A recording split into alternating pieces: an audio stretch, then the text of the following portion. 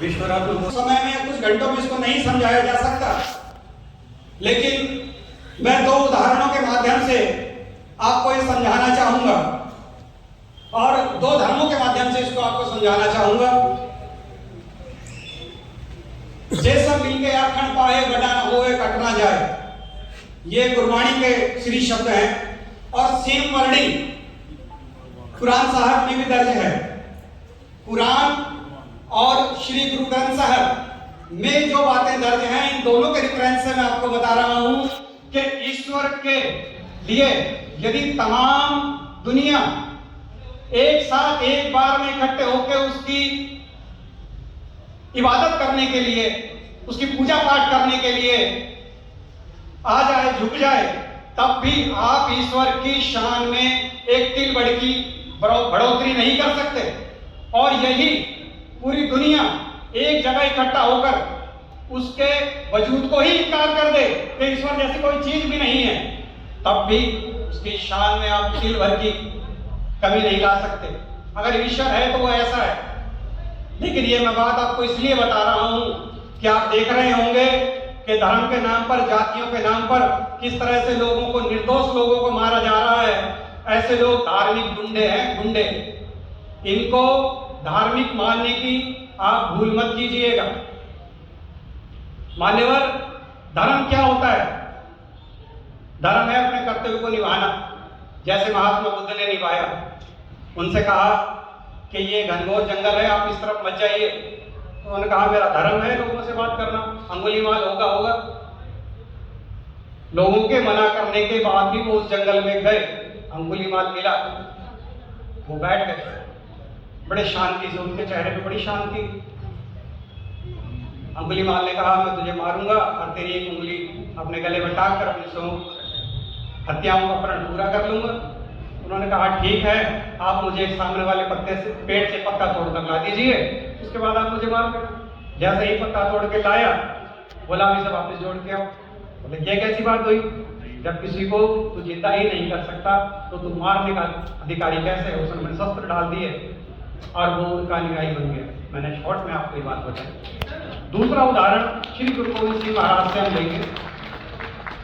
गुरु महाराज जी के जो शस्त्र होते थे, उनका जो तीर होता था, उसके ऊपर 1 तोला सोना लगा होता था। संगत ने पूछा महाराज ये 1 तोला सोना किस लिए? गुरु महाराज ने जवाब दिया मेरा कोई बैरी नहीं है, मेरा अपना धर्म है, उसका अपना धर्म है, वो अपना धर्म निभा रहा है, मैं अपना धर्म निभा रहा हूं। ये 1 तोला सोना जब मैंने तीर पे लगाया है, ये इसलिए लगाया है कि यदि वो मेरे तीर से जख्मी हो जाता है तो अपनी मल्लम पट्टी कर सकता है, अपनी दवाई दारू करवा ले, राजी खुशी हो जा, मुझे तेरे से कोई बैर नहीं, विचारों में लड़ाई। अगर वो मेरे तीर से मारा जाता है तो उसके परिवार को, उसकी बेवा को, इसके कफन दफन के लिए ये पैसा है, वो उसके कर ले। ये होते हैं महापुरुष और ये होती है धार्मिकता। इन्हें कहते हैं मैं बहुजन समाज से, मूल निवासी समाज से ये विनती करता हूं, और ये दोनों बातें मैंने आपसे इसलिए बताई है कि यदि आपको धार्मिक ही बनना है और यदि आपको धार्मिक बातें माननी ही है तो फिर ऐसे लोगों की मानो जो वास्तव में धार्मिक थे और जिनका कोई बायोलॉजिकल प्रूफ था। जिनका बायोलॉजिकली कोई प्रूफ नहीं है, इनका प्रमाण ही नहीं दे पा रहे हो, हुए थे कि नहीं हुए थे, जो आए और अपनी छाती पर दुख सहा, सुख सहा, अपने बच्चों को कुर्बान करके चले गए। मानना ही है तो ऐसे धर्म की बातों को मानो, बौद्ध धर्म को मानो, सिख धर्म को मानो। इन्होंने दिया क्या हमें? भंगी, चूड़ा, चमार, खटीक, नाई, तेली, धोबी, कंजर, द्वार, चमार, ये गालियां हैं, ये जातियां नहीं है।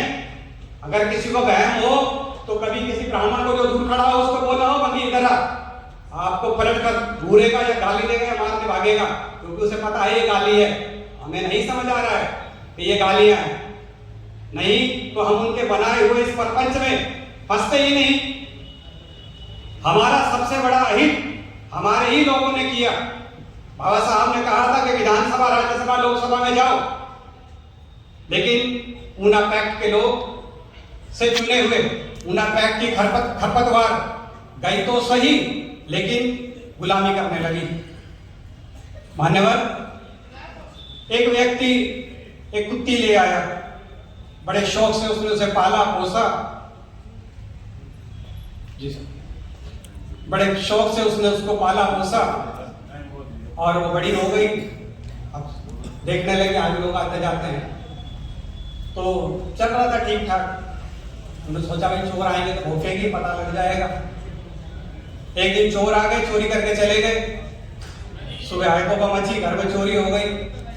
सब आस पास से आए मिलने जुलने के लिए कि जी चोरी हो गई, चलो पुलिस स्टेशन चलते हैं और अपनी रिपोर्ट लिखवाते हैं। पुलिस आएगी, ढूंढेगी चोरों को। बोला नहीं, पुलिस स्टेशन नहीं जाना। बोले क्यों नहीं जाना जी? मतलब भाई जिसको खुदाया पिलाया पाल पोस के बड़ा किया, फर्ज तो पहले इसका बनता था कुत्ती का कि ये भौंके। मैं जगता या नहीं जगता वो मेरी बात की बात है। कुत्ती का फर्ज बनता था भौंके। साडी कुत्ती रड़ गई होरा दे नाल, पक्की गिले से जुड़े चोरा दे नाल। हमारी कुत्ती तो बचाओ कौन? हमारे ये की खरपतवार हमारे हक अधिकारों के लिए ये भौंकते ही नहीं। यदि भौंकते तो घर का मालिक जाग जाता। समस्या हम तो कुत्ते हैं समाज। बहुत बढ़िया आशुतोष जी, बहुत बढ़िया। हम कुत्ते हैं, हम बिना तनख्वाह के नौकर हैं समाज के। बिना तनख्वाह के नौकर हैं हम समाज के। बाबा कबीर ने कहा हम पुकार राम को, तो कुत्ता गलत थोड़ी है। हम पुकार राम को भूखे आके बदन पसार, तो कुत्ता बोले कुत्ता ईमानदार होता है, लेकिन कुत्ती हरामखोर निकली। मारा खा गई समाज का और भौंकती भी नहीं। हम तो समाज के हैं। तो आप देख रहे हैं किस तरह से लोग सर्दी में गर्मी में लगे रहते हैं, ये समाज को जगाने के लिए लगे हुए हैं। हम सब साथ हैं और डरने की घबराने की आवश्यकता नहीं। इनमें बिल्कुल भी ताकत नहीं हमसे लड़ने की। मनुवाद का जो किला हमें दिखाया जा रहा है, ये असल में भुरभुरी रेत से बना हुआ किला है। आप जरा सा हाथ लगाओ ढह पड़ेंगे, क्योंकि तर्क से बात करने की क्षमता इनमें नहीं। अपना एक बायोलॉजिकल एविडेंस देके अपने किसी महापुरुष को ये सिद्ध नहीं कर सकते। हमारे पास तो सबका प्रूफ है। महात्मा ज्योतिबा फूले, राष्ट्रपिता महात्मा ज्योतिबा फूले, गुरु गोविंद सिंह महाराज, बाबा नानक, बाबा रविदास, बाबा कबीर। हम जिस भी महापुरुष को मानते हैं, उन सबके हमारे पास प्रूफ है। इनके पास एक के भी नहीं। पुरुष बन के पैदा हुआ, करके तो दिखाओ, एक भी प्रूफ करके तो दिखा दो। ऐसी चीजें होती भी हैं। ये सारी किस्से कहानियां इन्होंने लिखे ही इस तरह से हैं कि जो इन पे विश्वास कर लेगा वो इनका मानसिक गुलाम बनने के लिए तैयार है। वो इनका मानसिक गुलाम बनने के लिए तैयार है। ये कहानियां इन्होंने लिखी ही इस तरह से है। इसलिए हमें अपने रीति रिवाज, मान्यताएं, धर्म अपने आप निर्मित करने होंगे। किसी का गुलाम नहीं बनना। हम मालिक हैं इस देश के। जय भीम, नमो बुद्धाय।